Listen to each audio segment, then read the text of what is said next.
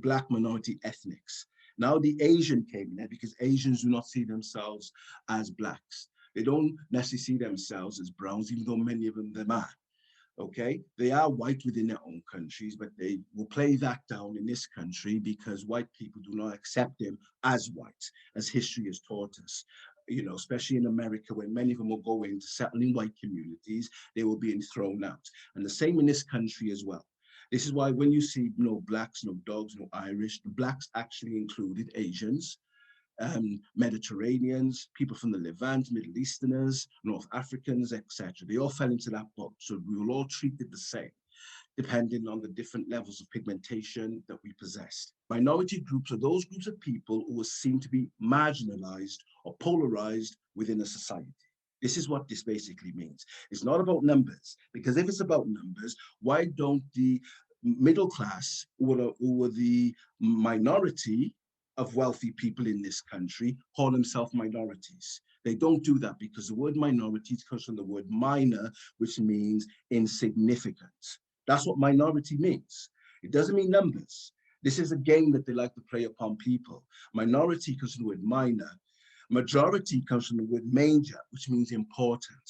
So language determines the reality of what that symbolizes within society. You can cloak it up and cover it up with what they feel that it means: numbers, number proportionalities, etc. But in reality, it means minor, which means what? Insignificant, and those groups of people who are considered important. And I have this issue as well with the people of the dominant culture. If racism ended, I ask you this, when did it end? Give me the day, the month, and the year that it ended. And the day, month, and year that is celebrated in this country.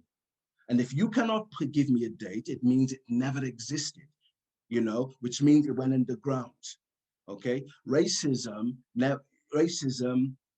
had never ended. This is clear, and this is what many people from the dominant culture have used as a defense mechanism in order to deal with the reality of the implicit and the explicit racial discriminatory practices by the dominant culture within British society. So hegemonic structures basically looks at the ways in which systems are structured in order to restrict or to exclude particular group membership. So if you look here, is your company, is your organization, is your workplace, does it look like this? Where the senior management are at the top, the white people at the top, and the people of color at the bottom, okay? Or is it looking like this, where you see the two white hands are just above the dark person's hand here? Because remember, images reinforce reality of a society. When this picture was taken, these men were told to hold these drinks in a particular way.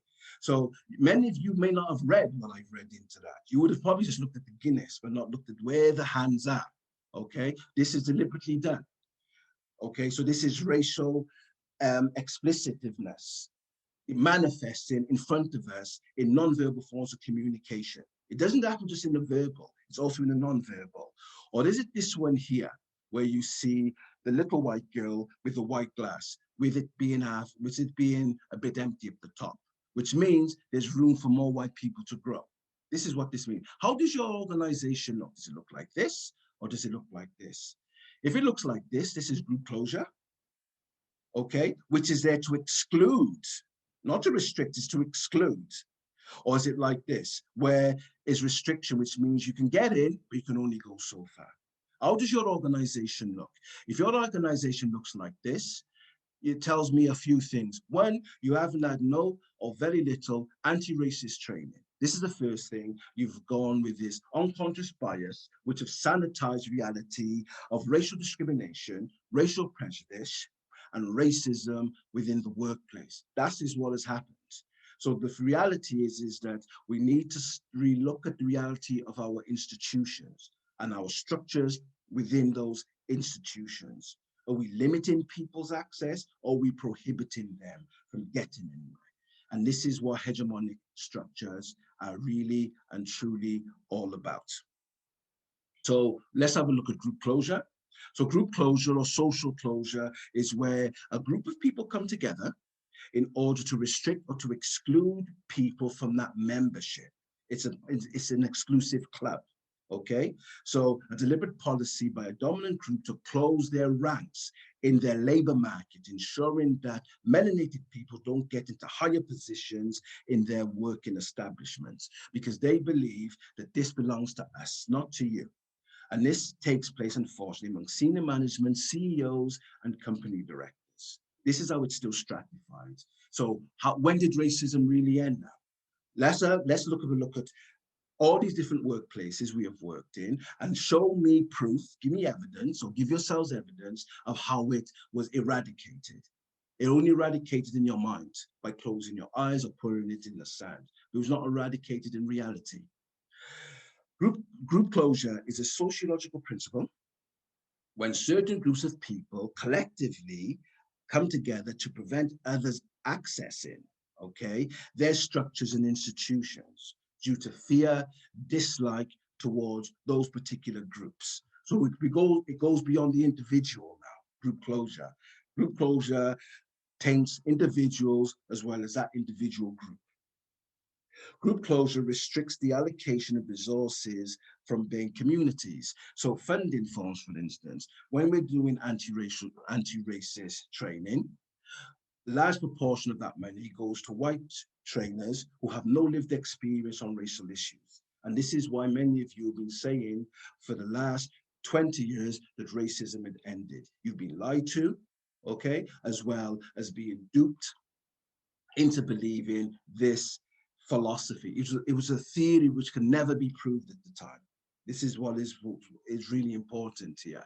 So we are here to really try to understand how can we try to change things, because this is a global phenomenon. It's not just the dominant culture within Britain that are affected by this. People of other groups are affected by this. They're now dividing their people based upon skin color, based upon phenotype, based upon the historical fabrication of particular groups by a particular group.